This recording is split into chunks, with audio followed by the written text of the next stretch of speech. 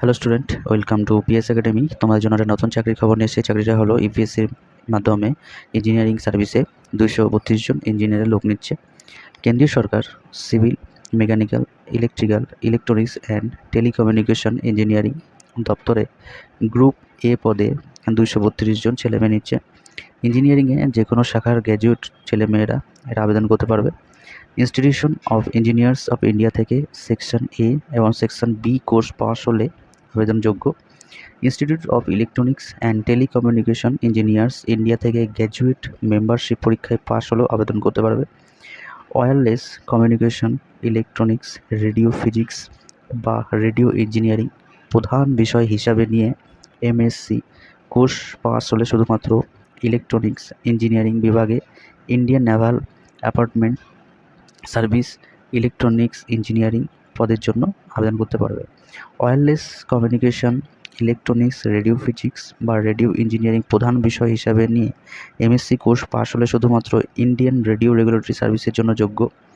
Physics, radio communication, electronics, telecommunication engineering MSc course পাসও যোগ্য। এই বছর যারা ফাইনাল পরীক্ষার্থী তারাও আবেদনের যোগ্য। তাদের বয়স হতে হবে 1/1/2025 হিসাবে 21 থেকে 30 বছরের মধ্যে, অর্থাৎ জন্ম তারিখ হবে 2/1/95 থেকে 1/1/2004 মধ্যে। তপশিলীরা 5 বছর, ওবিসিরা সম্প্রদায় প্রার্থীরা 3 বছর, দৈহিক প্রতিবন্ধীরা 10 বছর এবং প্রাক্তন সমরকর্মী যথারীতি বয়সে ছাড় পাবেন। এর মোট শূন্যপদ হলো 232টি।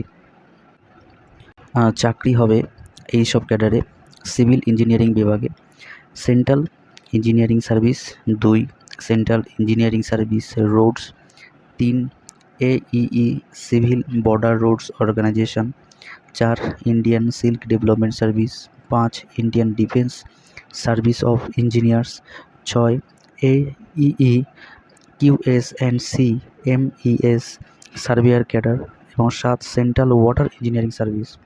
তারপর মেকানিক্যাল ইঞ্জিনিয়ারিং বিভাগে 1 number AEGSI engineering service, 2 Indian defence service of engineer, 3 Indian naval apartment service, 4 central water engineering service, 5 defence aeronautical quality assurance service. তারপরে ইলেকট্রিক্যাল ইঞ্জিনিয়ারিং বিভাগে 1 Indian defence service of engineers, 2 central power of engineers service, 3 Indian naval apartment service, 4 defence aeronautical quality assurance service. তারপরে হচ্ছে electronics and telecommunication engineering বিভাগে Indian telecommunication service group A, Indian naval apartment service, 3 Indian naval material management service, 4 junior telecom officer grade B, 5 defence aeronautical quality assurance service, 6 Indian radio regulatory service group এ। প্রার্থী বাছাই করবে union public service commission. 2025 সালে engineering service পরীক্ষার মাধ্যমে প্রথমে objective টাইপের preliminary পরীক্ষা হবে 9 ফেব্রুয়ারি। এসব কেন্দ্র হবে কলকাতা, কটক, দিল্লি, দিসপুর, গুয়াহাটি, পাটনা, রাঁচি, গ্যাংটক, আগরতলা ও শিলংয়ে। অবজেক্টিভ টাইপের পার্টে থাকবে 2টি পেপারে। প্রথম পেপারে থাকবে 1 general studies and engineering aptitude, 200 নম্বরের 2 ঘন্টার পরীক্ষা হবে। 2 নম্বর সিভিল, মেকানিক্যাল, ইলেকট্রিক্যাল ও ইলেকট্রনিক্স অ্যান্ড টেলিকমিউনিকেশন ইঞ্জিনিয়ারে 300 নম্বরের 3 ঘন্টার পরীক্ষা হবে। এই অবজেক্টিভ টাইপের পার্টে নেগেটিভ মার্কিং থাকবে এবং 3টি প্রশ্নের ভুল উত্তরের জন্য প্রাপ্ত নম্বর থেকে 1 নম্বর কাটা হবে। এবার প্রিলিমিনারি পরীক্ষায় কোয়ালিফাই করলে মোট শূন্যপদের 6 থেকে 7 গুণ প্রার্থীকে মেন পরীক্ষার জন্য দেখা হবে। মেন পরীক্ষায় প্রশ্ন হবে ডেসক্রিপটিভ টাইপের। 2টি পেপারে হবে: 1 সিভিল, মেকানিক্যাল, ইলেকট্রিক্যাল বা ইলেকট্রনিক্স অ্যান্ড টেলিকমিউনিকেশন ইঞ্জিনিয়ারিং পেপারে 1, এটি হবে 300 নম্বরের 3 ঘন্টার পরীক্ষা। 2 civil, mechanical, electrical, electronics and telecommunications engineering paper 2, এটা হবে 300 নম্বরের 3 ঘন্টার পরীক্ষা। ইঞ্জিনিয়ারিংয়ে যে শাখায় দরখাস্ত পড়বে সেই শাখায় পরীক্ষা দিতে হবে। সফল হলে 200 নম্বরের পার্সোনালিটি টেস্ট। তারপরে প্রথমে অবজেক্টিভ টাইপের পেপারে উত্তরপত্র দেওয়া হবে। সফল হলে ডেসক্রিপটিভ টাইপের উত্তরপত্র দেখা হবে। প্রতি বিষয়ে কোয়ালিফাই নম্বর পেলে এটি সফল হতে হবে। এই পদের এক্সামিনেশন নোটিশ হচ্ছে 02/2025 ইঞ্জিনিয়ারিং, ডেট হচ্ছে 18/9/24। দরখাস্ত করবে অনলাইনে 8 অক্টোবর পর্যন্ত। যারা এখনও করোনি তোমরা এখনই করে দাও। লাস্ট ডেট হচ্ছে 8 অক্টোবর।